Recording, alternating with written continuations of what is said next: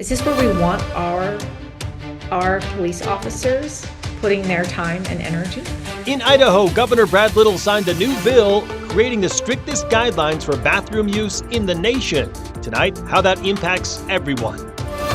A new parking tax went into effect in Spokane today, and we'll hear from a business owner about its impacts. One more cool and wet day on the way, and then I'm tracking much more sunshine and milder temperatures heading into the Easter weekend.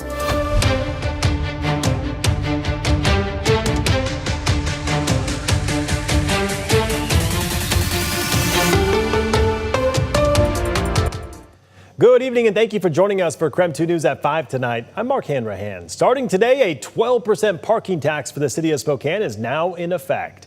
KREM 2's Regan Gallo spoke to a local business owner who is pushing back on that tax.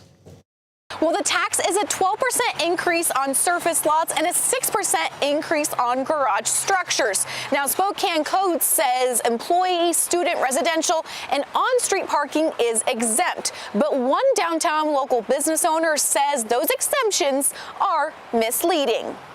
Tara Coulter, a Spokane business owner for 26 years, says the exemptions are misleading.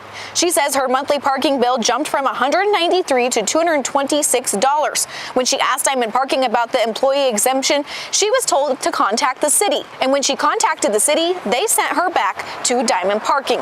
Coulter says the circle of confusion is costing her potential hires since employees don't want to pay to park near her studio, which she says has no other parking options. It's a significant amount for an employee to be paying to come work downtown.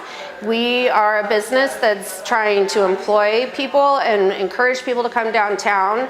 And at that rate, people are looking elsewhere. The city of Spokane says this parking price push is meant to help fund street projects and routine maintenance.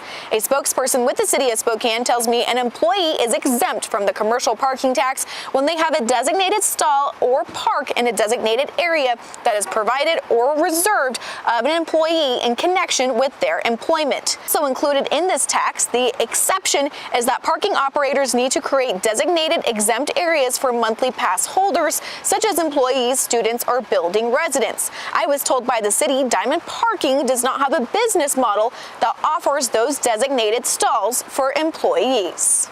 Now, I have reached out to Diamond Parking for comment, but I am waiting to hear back. For now, I'm reporting in downtown Spokane, Regan Gallo, KREM 2 News.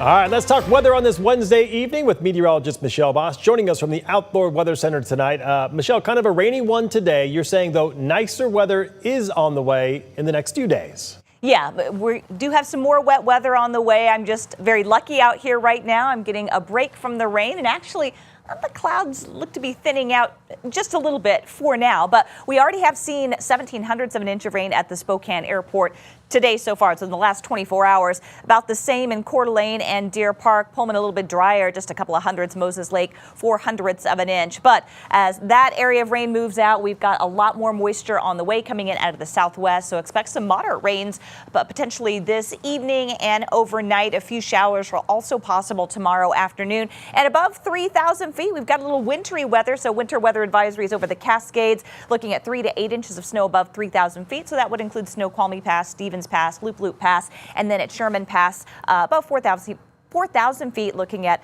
3 to 8 inches of snow. That is through tomorrow morning. Tomorrow morning, temperatures will be cold enough that above 2,500 feet might see a few wet snowflakes, but other than that, just rain for the rest of us. Temperatures are cool, 44 in Spokane, 43 in Coeur d'Alene, only in the upper 30s in Sandpoint. It'll be another cool day tomorrow because we have more wet weather on the way tonight and some showers for tomorrow, so highs in the 40s for another day, but things are really looking to improve as we head into the weekend. 52 on Friday, and into the upper 50s to near 60 on Saturday.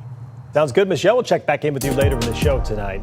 As of this morning, U.S. gas prices are up nearly 5 cents. AAA reporting regular now averaging $4.06 a gallon. The pain at the pump not just hurting the average consumer, the high prices are also hurting our local farmers. AAA data shows diesel prices are at record highs.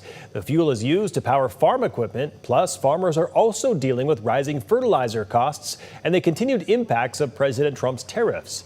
One farmer says all of these factors are pushing the industry to the brink in Washington. A survey shows the state is now the least profitable for farmers in all of America. We're not going to survive unless we can pass these additional costs on to our customers. And at the same time, our customers, the American consumer, is struggling as well. Washington State is losing about one farm every day to consolidation or foreclosure. New tonight, the North Idaho community is reacting to a new bathroom gender law. Governor Brad Little signed House Bill 752 into law yesterday, and KREM 2's Christian Garza talks with local leaders about the new law and shares how businesses in Coeur d'Alene feel about it. The law criminalizes anyone who knowingly or willingly enters a bathroom or changing room not assigned to them at birth. While some believe that this specifically targets the trans community, a North Idaho leader says this actually affects everybody.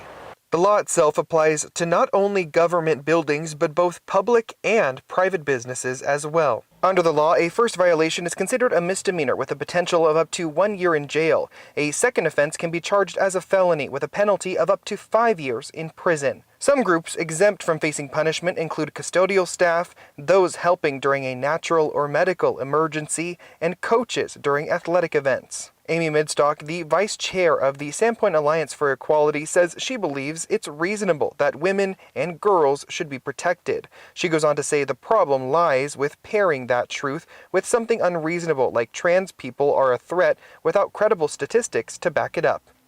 So while they have theoretically protected women and girls, they have now taken those people who we do have evidence supporting that they are more prone to violence, harassment, and threats. They will now be subject to those things even more. So one small group is labeled as established safe, even though they were not in threat, and now another group is threatened. After questions regarding how this law would be enforced moving forward, the Coeur d'Alene Police Department sent KREM 2 a statement saying in part, with all allegations of law violations, including House Bill 752, if officers determine through investigation that a clear violation occurred, the suspect may be cited or arrested. However, if the findings are more ambiguous, the likely course of action would be to document the allegations and investigation results and refer them to our city prosecutor for review.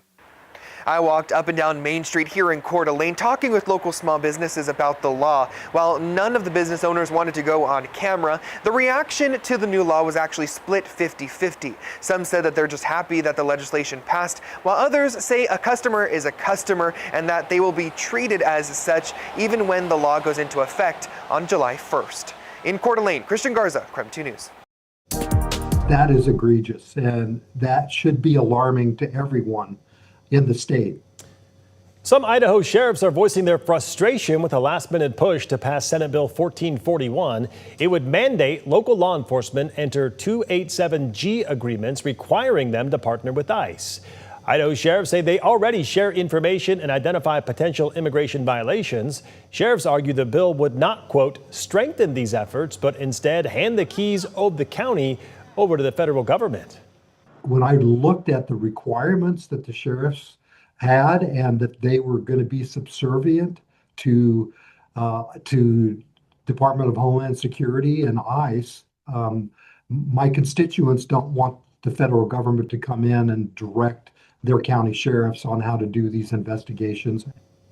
Meantime, the White House sent this letter to the bill's sponsor, State Senator Kelly Anthon. It encourages, quote, swift passage of this important measure, unquote. Coming up next, the Spokane Chiefs look to force Game 5 in the first round of the WHL playoffs. After the break, we take you to Numerica Veterans Arena to preview tonight's crucial game.